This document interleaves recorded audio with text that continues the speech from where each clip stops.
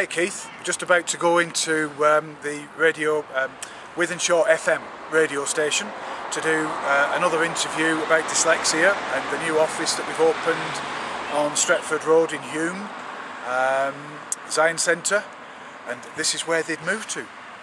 This is the new address for Wythenshaw FM, Woodhouse Park, Lifestyle Centre. Let's go and enjoy. We won't be as full on as last time, Martin, although I know we get quite contentious when we get going. Oh no, don't say that with me. Guilt. Nero. Some teachers should have some guilt actually. So I've just been talking to Roger Broadbent from the Dyslexia Foundation. And we've been discussing that even today, in today's life, there's still children, no, young adults, leaving secondary education that cannot read or write.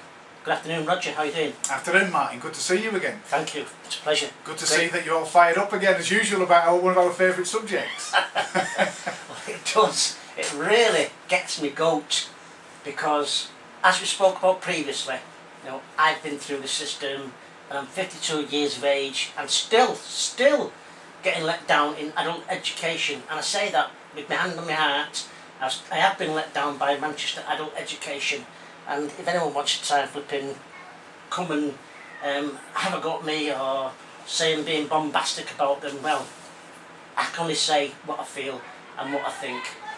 But we were going to discuss today about the Dyslexia Foundation, how it became apart and what it's all about, Alfie.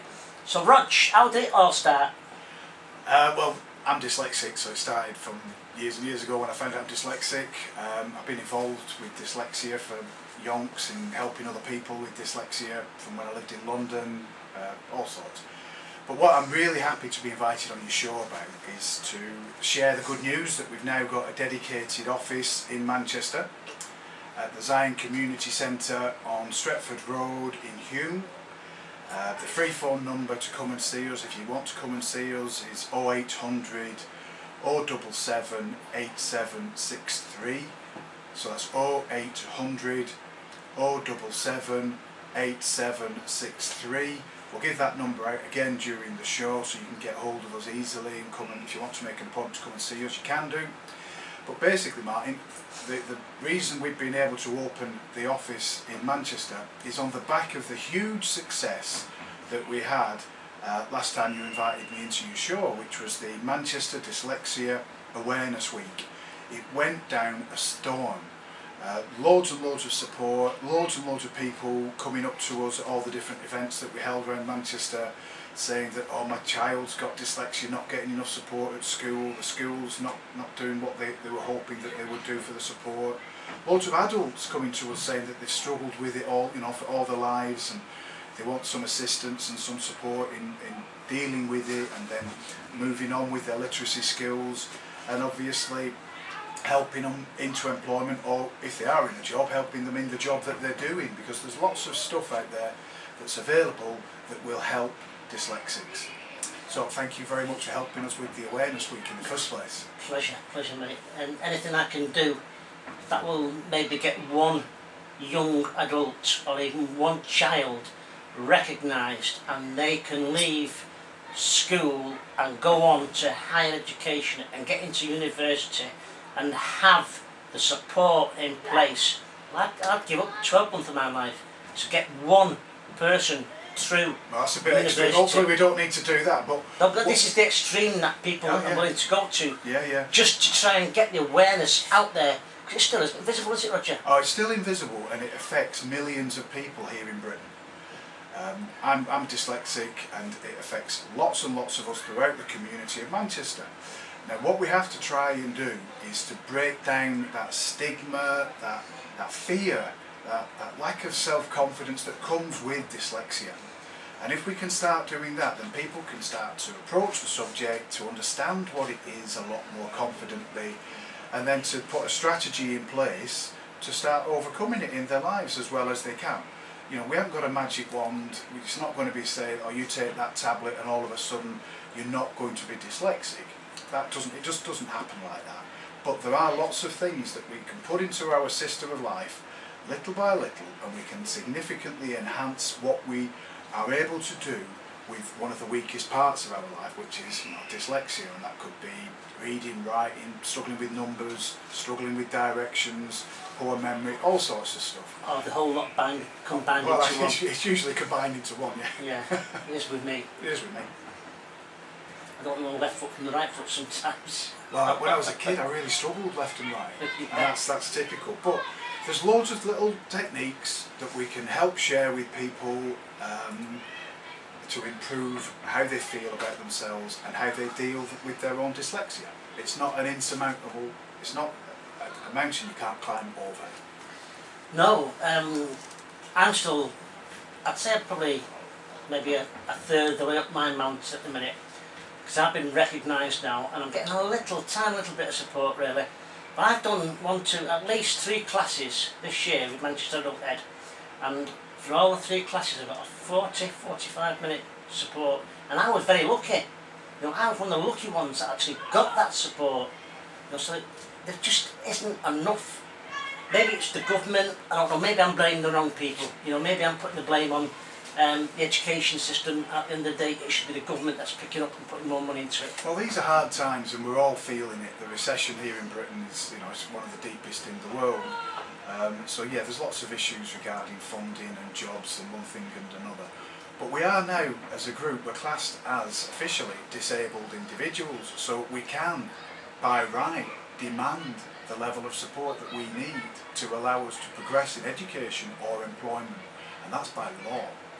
Okay, so if anybody out there is having difficulties with getting the right level of support in their schooling, university, college, or in their job, they feel as though they're being undermined, give us a call. The number is 0800 077 8763.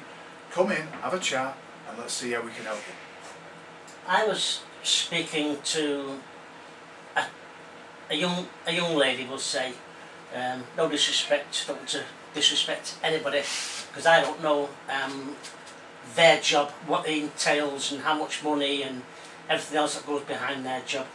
But I was speaking to someone recently and they says, oh well, next time it comes for an exam, we'll speak to your dyslexia tutor and see if you have enough points that will have engagement for a spokesperson in the interview, in the test. So they're going to get a reader. Yeah. I said, well, I can read. My dyslexia is part of the reading, but it's not the words on the paper that are shuffled up. The words get shuffled up when they come into my brain. Yeah. So I can read the Guardian, the Telegraph, the Times, but I have to read them in my own time and take my time. Yeah, I'm one of the slowest. Sink in. I'm one of the slowest readers you'll ever meet. Yeah. Because that's how I cope. That's my coping mechanism. Yeah. So I was saying, and this is one of the head of services. Yeah. I'm saying, well, I don't need someone to read to me. I just need even more time in the exam, because I think I get about an extra 15-20 minutes. But I need even more time to divulge the information to understand that's there. Understand it. Yeah, Martin, there's loads of us who are in that position. When I went through all my exams, I found it really difficult, because I'd read the question and I'd know what I want to put down, but getting the two ideas to meet up wasn't that easy sometimes. But we do what we can do. I mean, the great thing about dyslexics is that we are brilliant at other things. We have other skills that come into play because our brains are wired differently. We don't think it's left side and right side of the brain, and we are not particularly good at organisational skills and maybe doing written paper exams and stuff, but we're not bad at doing some other stuff, you know what I mean? There's some great famous artists who are dyslexic, some really good engineers at Manchester University, some of the best engineers, lecturers and what have you, they're dyslexic. There's some really good success stories out there for people who are able to think outside of the box. Yeah. Well, I can go somewhere once and that'll be imprinted in my mind. Oh, I'm just the opposite. If I'm going somewhere, I'll go to that place, a different route every time I go, and I might go 7 times in a week. Yeah. No, if I do that, I'll be going to find my way through. Right. So even though I'll be going a different way, I'll be going a different way purposely. Yeah. To see if it's any quicker or right. any way off the beaten track or something, Right. Anyhow, if I can tell you what we're going to be doing at the office, Martin, because we're really buzzed up, we're really excited about what's happening with the Dyslexia Foundation, because this is our second office now, and if we get the right level of support from Manchester, we'll be able to open our third office. It's going to be either in Leeds or in Glasgow, which would be fantastic. So we offer screenings, full assessments, literary support through a mentoring one-to-one system, which works really well. We offer support and guidance for employers. This is a key service that we provide for businesses who've got staff. They may be dyslexic, they might not know what dyslexia is, they might not know if they've got dyslexic staff even. If they do know, are they aware of what they should have in place, what they should be doing to make the life of their staff as easy as possible and as effective as possible doing that job.